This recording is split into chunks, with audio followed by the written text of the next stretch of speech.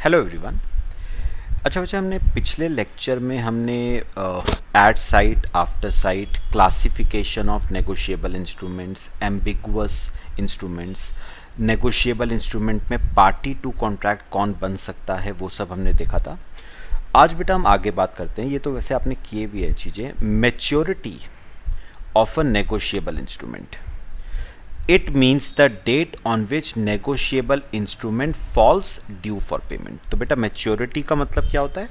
जिस डेट को negotiable instrument की पेमेंट की जानी है, ठीक है। और आपको बेटा अच्छी तरह पता है, चेक को अगर बेटा छोड़ दिया जाए, जो जनरली बेटा पेबल ऑन डिमांड होता है, अगर चेक को छोड़ दिया जाए तो negotiable instrument is payable is entitle to 3 days of grace.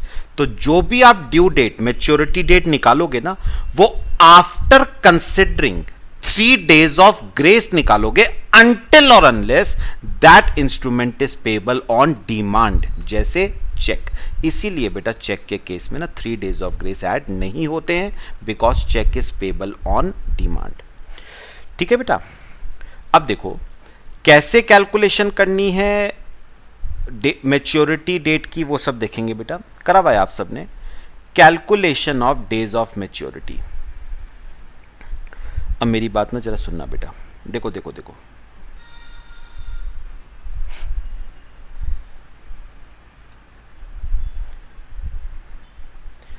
अब बेटा ये जरा calculation of days of maturity मेरे साथ बेटा देखना सब जरा। Negotiable instrument payable on a specified day. आ जाओ बेटा, थोड़ी थोड़ी कैलकुलेशंस भी करेंगे, देखना। Calculation of maturity date.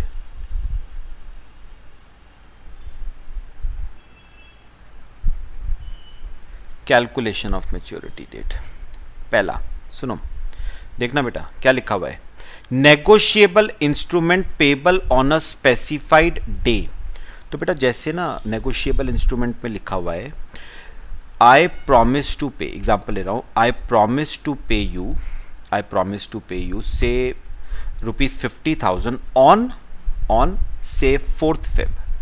तो बेटा स्पेसिफाइड डे क्या लिखा हुआ है बेटा? 4th Feb।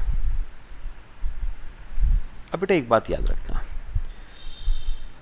एक स्पेसिफाइड डे मेंशन्ड है, तो बेटा मैच्योरिटी डेट कैसे निकालोगे? 4th Feb प्लस बेटा 3 days ऑफ ग्रेस। तो उसमें 3 days ऑफ ग्रेस ऐड कर दो ना, क्या दिक्कत है? तो मैच्योरिटी डेट 7th Feb हो जाएगी बेटा। तो specified day plus 3 days of grace. देखो specified day plus 3 days of grace. अच्छा, negotiable instrument payable on a stated number of days after date. करा हुआ है बेटा ये सब आपने। सेकंड है आपके नेगोशिएबल इंस्ट्रूमेंट में लिखा हुआ है, this negotiable instrument is payable से 30 days, payable 30 days after site नहीं बेटा, आफ्टर साइट नहीं, आफ्टर डेट। और बेटा आफ्टर डेट का मतलब पता है क्या है? After date of drawing. तो बेटा ऊपर मैंने आपको पिछले लेक्चर में वो आफ्टर साइट का केस समझाया था ना। ये देखो बेटा, पहले बताओ बिल ड्रॉ कब हुआ था? 1 Jan को। तो बेटा मैच्योरिटी डेट कैसे निकालोगे? डेट ऑफ ड्राइंग में 1 Jan में पहले 30 days ऐड करो, तो क्या आ गया? 31 Jan। फिर उसके बाद 3 days ऑफ ग्रेस ऐड करो, तो 1 Jan plus 30 days, 31 Jan plus 3 days 3rd Feb। लो बेटा ये आपकी मैच्योरिटी डेट आ गई 3rd Feb। समझ आ रहा है सबको? ये आपकी बच्चे मैच्योरिटी डेट आ गई। अच्छा अगला, negotiable instrument payable on stated number of days after site का केस है बेटा। तो अब सुनो, आपके बेटा नेगोशिएबल इंस्ट्रूमेंट में लिखा हुआ है 30 डेज आफ्टर साइट। और बेटा साइट के केस में काउंटिंग कहां से होती है? From the date of acceptance, जब देखा है उसके बाद। तो बेटा हमारे ऊपर वाले केस में देखा कब था ड्रॉई ने? 5 तारीख को, 5 जैन को। तो 30 डेज आफ्टर साइट में काउंटिंग होगी from the date of acceptance.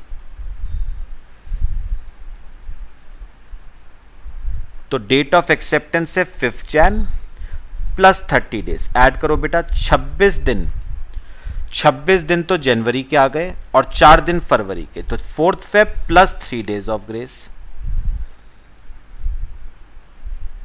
तो 7 फेब आ गया यहां पर भी मैच्योरिटी डेट 7 फेब। तो ये तो हम करते आ रहे हैं बेटा, एवरेज ड्यू डेट वगैरह में किया तो है हमने। फिर negotiable instrument payable on stated number of days after happening of a certain event. अब सुनो, 4th इमेजिन करो बेटा, नेगोशिएबल इंस्ट्रूमेंट में लिखा हुआ है 30 days after a certain event. बेटा इवेंट है, इवेंट के ऊपर डिपेंडेंट है लेकिन सर्टेन इवेंट है। तो आफ्टर डेथ ऑफ से मिस्टर एक्स, ठीक है, एक्स की डेथ के 30 डेज बाद। अब बेटा हुआ क्या, एक्स की डेथ हुई सपोज 10 जनवरी को, तो 10 जनवरी प्लस 30 डेज ऐड अप करो बेटा। 10 जनवरी में 21 दिन तो जनवरी के हो गए और 9 दिन फरवरी के, प्लस 3 डेज ऑफ ग्रेस, तो 12 फरवरी।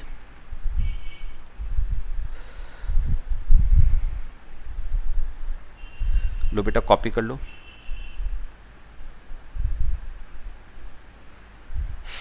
कॉपी कर लो बेटा। 12 फरवरी बेटा आपकी मैच्योरिटी डेट। तो इवेंट अकर होने के 30 दिन बाद प्लस 3 डेज ऑफ ग्रेस।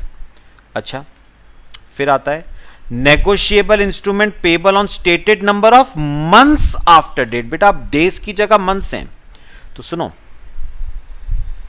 आपके नेगोशिएबल इंस्ट्रूमेंट में लिखा हुआ है 1 मंथ आफ्टर डेट। तो पहले ये बताओ काउंटिंग कहां से करोगे?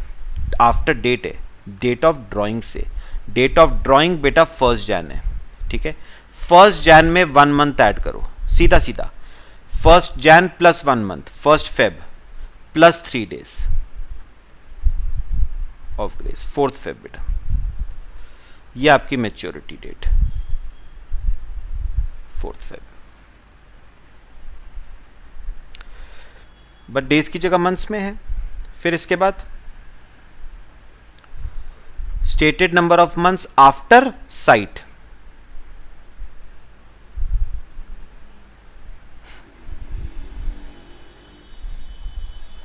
तो अगर लिखा हुआ है 1 मंथ आफ्टर साइट, बेटा साइट के केस में काउंटिंग कहां से करते हो? डेट ऑफ एक्सेप्टेंस से। तो बेटा डेट ऑफ एक्सेप्टेंस थी 5 Jan plus 1 month, 5 Feb plus 3 days, 8 Feb, 3 days of grace. तो आपकी due date, maturity date 8 Feb आ गई।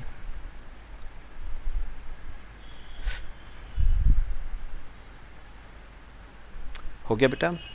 अगला, negotiable instrument payable stated number of months after happening of a certain event.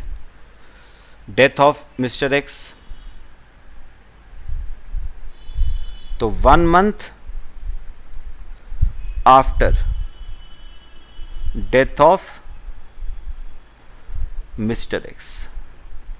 अब suppose बेटा mister X की death हुई, हमने ऊपर लिया था कब? देखो मिस्टर एक्स की डेथ कब हुई थी बेटा? 10th जैन को।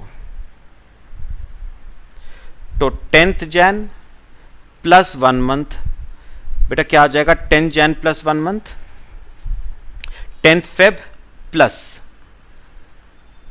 3 डेज ऑफ ग्रेस। ठीक है बेटा। तो ये आ जाएगा 10 Jain plus 1 month 10 Feb plus 3 days 13 Feb. ये आपकी बच्चे ड्यू डेट आ गई।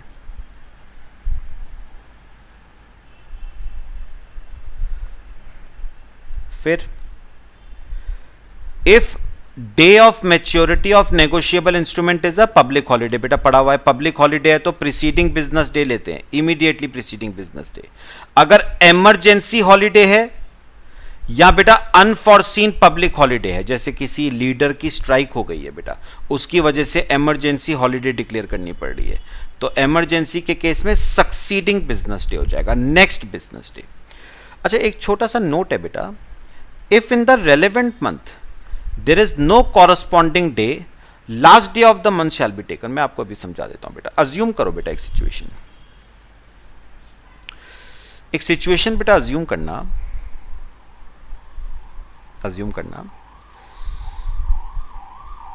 क्वेश्चन में आपके बिल में लिखा हुआ है 1 मंथ आफ्टर डेट, एग्जांपल ले रहा हूं बेटा, 1 मंथ आफ्टर डेट। सुनना, अब अज्यूम करो आफ्टर डेट के केस में बेटा काउंटिंग कहां से करते हो, डेट ऑफ ड्राइंग से ना बेटा। डेट ऑफ ड्राइंग है 29 जैन, डेट ऑफ ड्राइंग है 29 जैन, 29 जैन।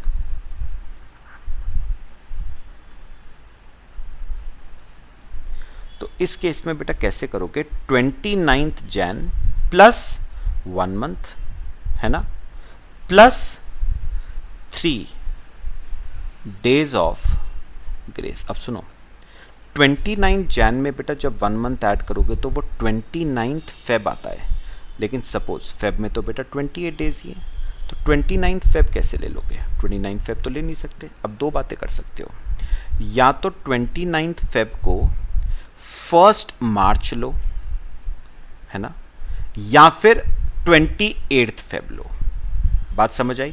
29 फेब का तो हिसाब किताब ही नहीं है ना बेटा, तो या तो अगले महीने का पहला दिन लो या पिछले महीने का आखिर दिन लो, तो या तो 28 फेब लो या 1 मार्च लो। और देखो इन्होंने क्या कहा है, there is no corresponding day, last day of such month shall be taken. तो उस केस में बेटा 28 फेब लेंगे, तो 29 जैन प्लस 1 मंथ, 1 मार्च नहीं 28 फेब लेंगे प्लस 3 डेज, तो ये बेटा आएगा 3 मार्च। ये बेटा आपकी मैच्योरिटी डेट। तो अगर वो दिन ही नहीं है मंथ में, जैसे 29 फेब तो है ही नहीं ना फेब में, तो या तो 1 मार्च लो या 28 फेब लो। तो उन्होंने कहा है last day of previous month लेना है, मतलब 28 Feb. Next day of succeeding month नहीं लेना है, last day of previous month 28 Feb plus 3 days 3 मार्च।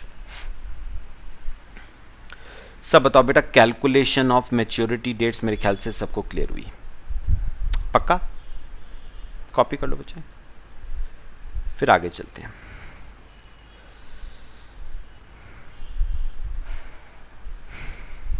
चले बच्चे आगे देखो। अच्छा बेटा, अब है उन्होंने आगे कहा है further classification of negotiable instruments.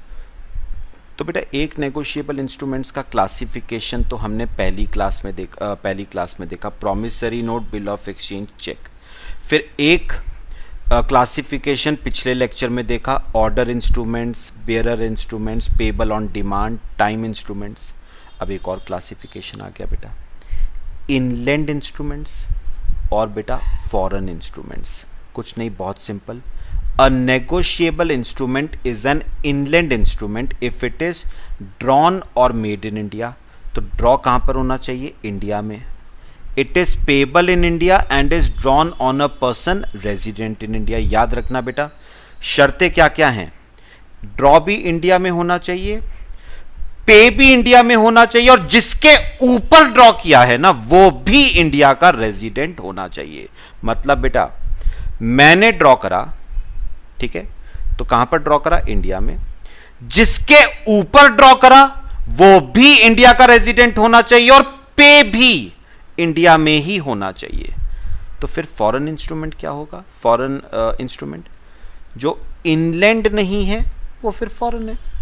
A negotiable instrument which is not an inland instrument is a foreign instrument. तो बेटा इनलैंड के लिए शर्तें कितनी है? 3। ड्रॉ कहां पर होना चाहिए? इंडिया में। पे कहां पर होना चाहिए? इंडिया में। जिसके ऊपर ड्रॉ किया है वो भी इंडिया का ही रेजिडेंट होना चाहिए। ठीक है बेटा, चलो अगला एक डिस्कशन कर रहा हूं, बड़ा इंपॉर्टेंट है बेटा, ध्यान से मेरी बात समझनी है। Negotiable instrument made without consideration.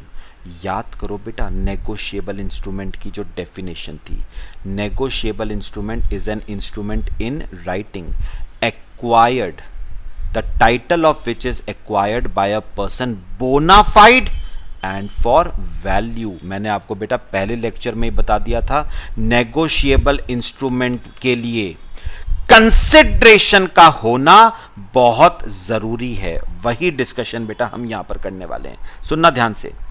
Liability of parties if there is no consideration. सुनो बेटा, a negotiable instrument made, drawn, accepted, endorsed or transferred without consideration or for consideration which fails creates no obligation of payment between the parties to the transaction। बेटा एक बात याद रखना, any negotiable instrument which is made, drawn, accepted, endorsed without consideration creates no obligation, creates no contractual obligation between the parties।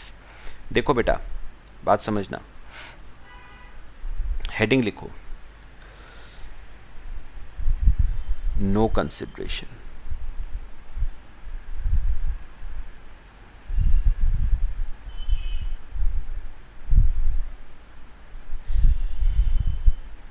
बेटा एक example लिखो, ए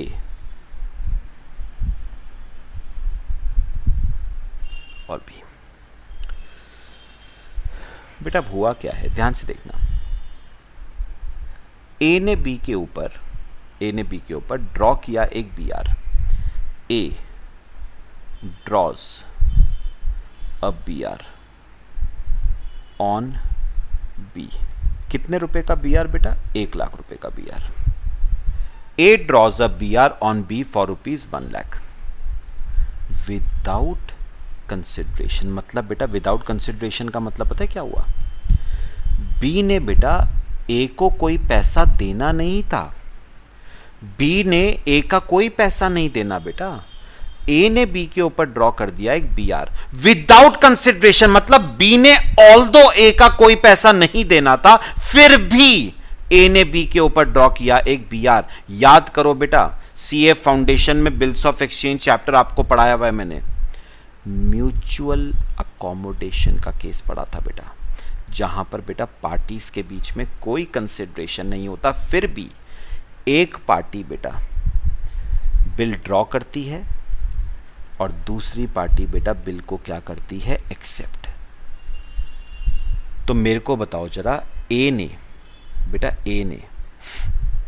although B से कोई पैसा लेना नहीं है, फिर भी बेटा ए ने बी के ऊपर क्या करा? एक बी आर ड्रॉ कर दिया। ठीक है, क्लियर हुआ? अब सुनो, अब ध्यान से सुनना बेटा, ये पहले अंडरलाइन करो, विदाउट कंसिडरेशन।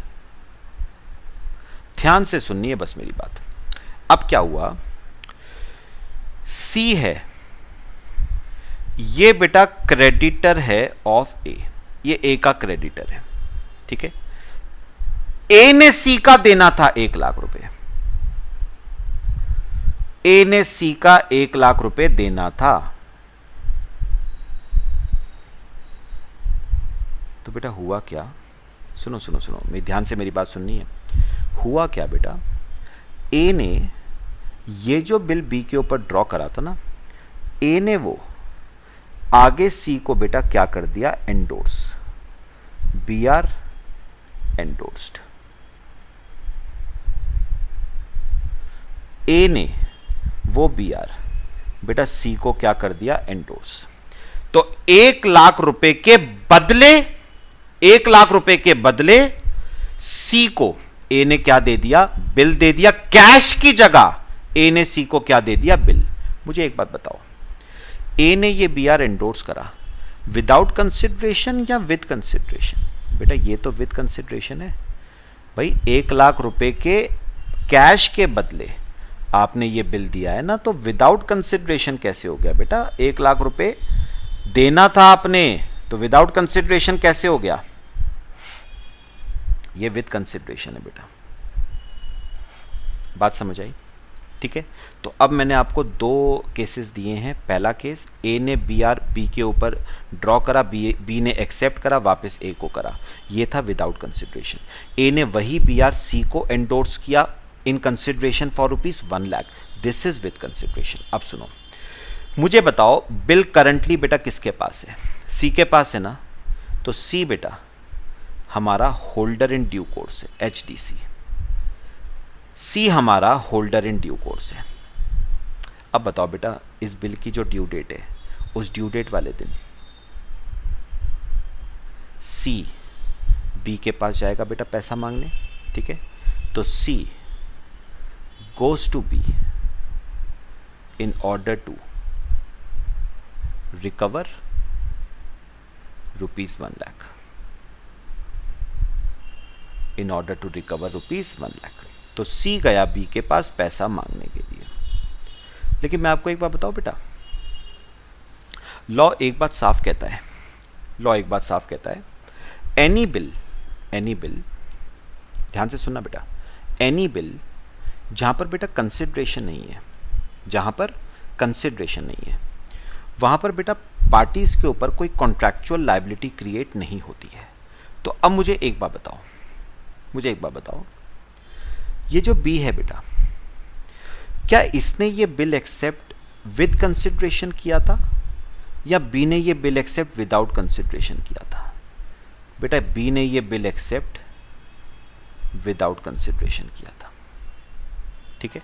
अब लॉ एक बार क्या कहता है इसके रिगार्डिंग वो पढ़ते हैं जरा। देखो, liability of parties if there is no consideration, ध्यान से सुनना, a negotiable instrument made, drawn, accepted, endorsed or transferred without consideration or for a consideration which fails creates no obligation of payment between parties to the transaction। बेटा याद रखना, अगर आपने कोई bill draw किया है, एक्सेप्ट किया है, एंडोर्स किया है विदाउट कंसिडरेशन, तो पार्टीज के ऊपर कोई कॉन्ट्रैक्चुअल लायबिलिटी क्रिएट नहीं होती है फॉर मेकिंग दैट पेमेंट, ठीक है? मतलब आप लायबल नहीं हो पेमेंट करने के लिए। लेकिन अभी सुनना, rights of holder for consideration, मैं बेटा किसकी बात कर रहा हूं? किसके राइट्स की? होल्डर इन ड्यू कोर्स, मतलब सी की बात कर रहा हूं बेटा।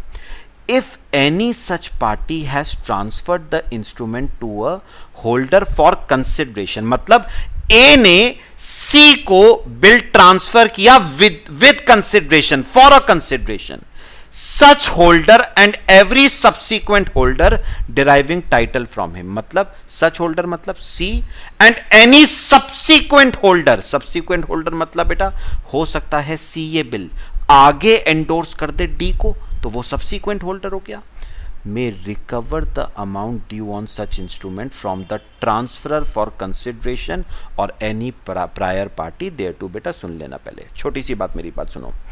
जो पहला पॉइंट था ना बेटा, पहला पॉइंट वो क्या कहता है, अगर आपने कोई बिल ड्रॉ किया है, एक्सेप्ट किया है, एंडोर्स किया है विदाउट कंसिडरेशन, तो आप उस बिल पे पेमेंट करने के लिए लायबल नहीं हो। अब बताओ बी के पॉइंट ऑफ व्यू से बेटा, बी के पॉइंट ऑफ व्यू से, बी ने ये बिल एक्सेप्ट किया था विदाउट कंसिडरेशन, तो बेटा बी सी को पैसा देने के लिए लायबल नहीं है बेटा, ठीक है? क्योंकि बी ने ये बिल एक्सेप्ट किया था विदाउट कंसिडरेशन, तो B is not liable to pay सी।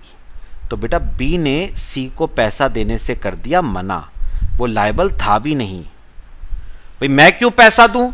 मैं कोई पैसा देने के लायबल थोड़ी ना था, मैं क्यों पैसा दूं? बात समझ आई बेटा? अब आपको अच्छी तरह पता है बी ने पैसा देने से कर दिया मना, तो ये बिल हो गया बेटा डिसऑनर। मतलब ये केस कौन सा है बेटा, आप सबने पढ़ा हुआ है बेटा, ये एंडोर्स्ड बीआर बेटा डिसऑनर हो गया। जो बीआर एंडोर्स करा गया था वो क्या हो गया बेटा, डिसऑनर हो गया। ठीक है, अब बताओ जब बेटा एंडोर्स बीआर डिसऑनर होता है तो सी वापस से बेटा पैसा मांगने अब किसके पास आ जाएगा। अब मैं सेकंड पॉइंट की बात कर रहा हूं। अब बेटा जो सी है यानी होल्डर, वो पैसा मांगने बेटा किसके पास आ गया, ए के पास। जो ट्रांसफरर था जिसने उसको ये बिल ट्रांसफर किया था, भाई ए ने तो ही बिल दिया था सी को, तो ए ट्रांसफरर है। तो बेटा सेकंड पॉइंट कहता है कि जो होल्डर है ना वो ए के अगेंस्ट अपना राइट एक्सरसाइज कर सकता है। मतलब जो पैसा उसे बेटा बी से नहीं मिला, वो पैसा वो किससे ले सकता है, ए से ले सकता है। तो C can recover this amount, recover rupees 1 lakh.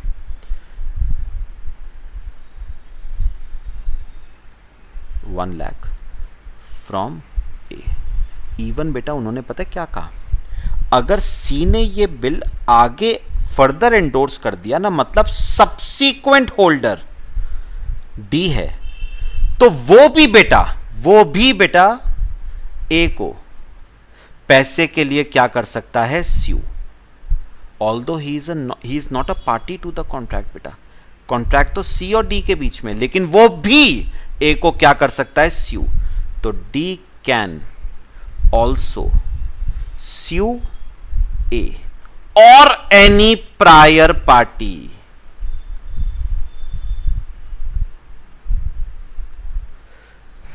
मतलब बेटा मैं थोड़ा सा ना सुनो, ऐसे कहता हूं, डी के पॉइंट ऑफ व्यू से देखना बेटा। मेरे को बताओ बेटा डी को किसने एंडोर्स किया, सी ने एंडोर्स किया ना। थोड़ा सा मैं ऐसे कहता हूं बेटा, डी को फर्दर एंडोर्स किया किसने, सी ने। तो बेटा डी के लिए ट्रांसफरर कौन है, डी के लिए ट्रांसफरर कौन है, सी। तो D can sue C, D can sue C as well as A. वो भी प्रायर पार्टी को भी स्यू कर सकता है, तो डी सी को भी स्यू कर सकता है और सी से पहले वाली जो पार्टी है ए को, उसको भी स्यू कर सकता है। Although A was not a party to the contract between C and D, फिर भी डी के पास ये राइट है कि वो सी को तो करेगा ही करेगा, वो ए को भी स्यू कर सकता है, प्रोवाइडेड बेटा डी ने एक्वायर किया हो विद कंसिडरेशन। तो एंडोर्समेंट हुआ है विद कंसिडरेशन, तभी तो स्यू करने का राइट आएगा। बात समझ आई बेटा जो मैं कह रहा हूं। तो होल्डर का क्या राइट है बेटा, होल्डर ट्रांसफरर को स्यू कर सकता है, और सब्सीक्वेंट होल्डर यानी डी सी को भी स्यू कर सकता है क्योंकि सी उसके लिए ट्रांसफरर है, और प्रायर पार्टी ए को भी वो क्या कर सकता है, वो ए को भी स्यू कर सकता है। तो बेटा जो डी है वो सी को भी कर सकता है स्यू, और वो ए को भी कर सकता है स्यू बेटा, प्रोवाइडेड उसने ये नेगोशिएबल इंस्ट्रूमेंट एक्वायर किया हो फॉर कंसिडरेशन। बेटा कई बार ना इस पे क्वेश्चन बन के आ जाता है बेटा, objective type, case law type का ना बन के आ जाता है इस पे। समझ आया सबको? अच्छा बेटा एक और पॉइंट इंपॉर्टेंट करा रहा हूं अब, अकोमोडेशन वाला केस, फाउंडेशन वाला। No right of accommodated party to recover from accommodating party. सुन लो मेरी बात, बहुत सिंपल करा हुआ है आप सबने।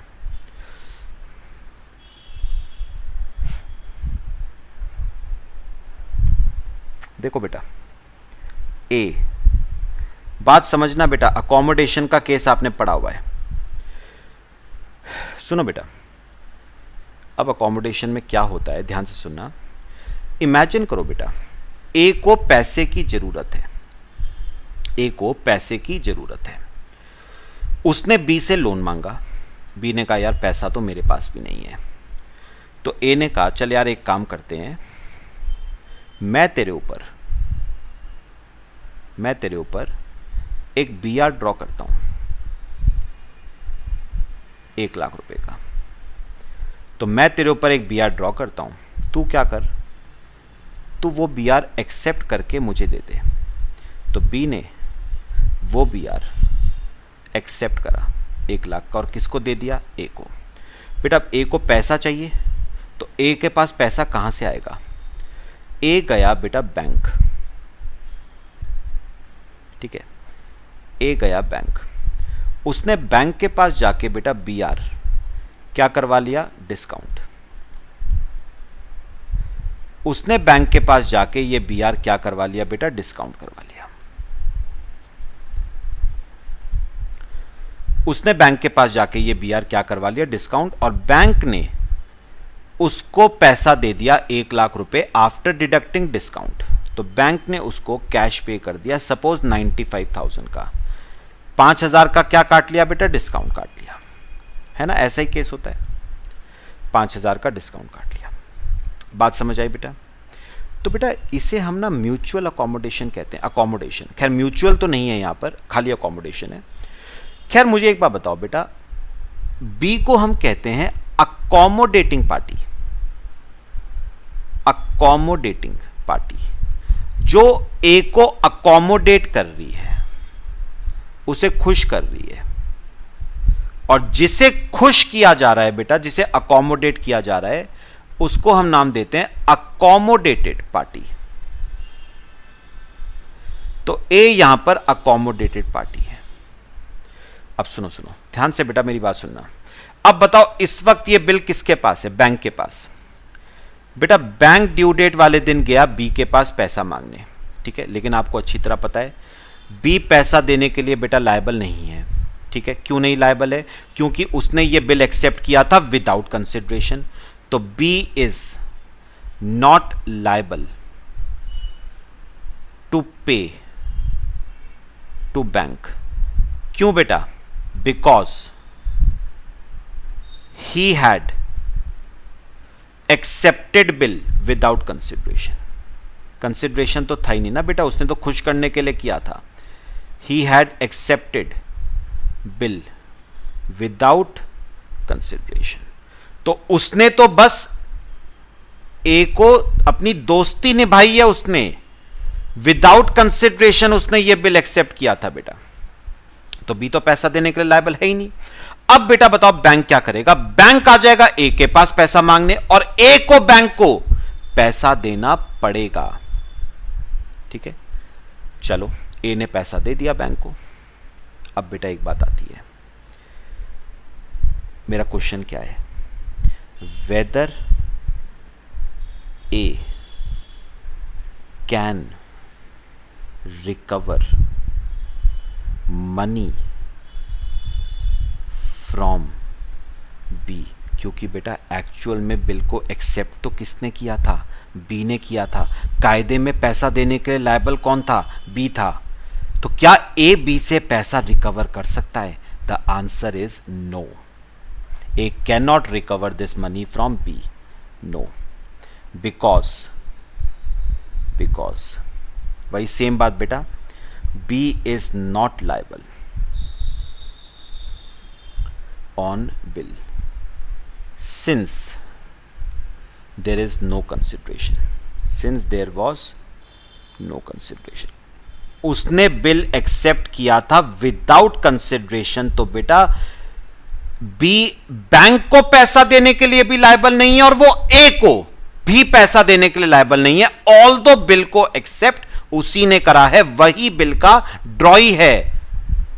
ड्रॉई की ही तो लायबिलिटी होती है, प्राइमरी लायबिलिटी तो ड्रॉई की ही होती है, लेकिन उसे लायबल नहीं ठहरा सकते आप, क्योंकि उसने बिल एक्सेप्ट किया था विदाउट कंसिडरेशन। तो बेटा रूल क्या है, अकोमोडेटेड पार्टी यानी A can not recover money from accommodating party B because B had accepted that bill without consideration.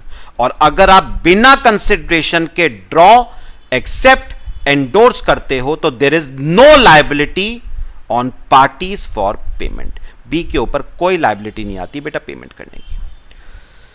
समझ आया सबको?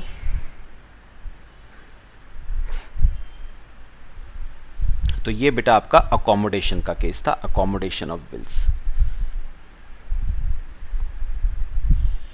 थोड़ा थोड़ा आपको याद आ रहा होगा बेटा, फाउंडेशन में बहुत डिटेल में एंट्रीज वगैरह भी बनाई हुई हैं। इनफैक्ट वहां पर तो हमने म्यूचुअल अकोमोडेशन का केस किया था। ए ने बी के ऊपर ड्रॉ करा, बी ने ए के ऊपर ड्रॉ करा। समझ आया बेटा? चलो बच्चे कॉपी कर लो, बाकी बेटा नेक्स्ट क्लास में डिस्कस करेंगे।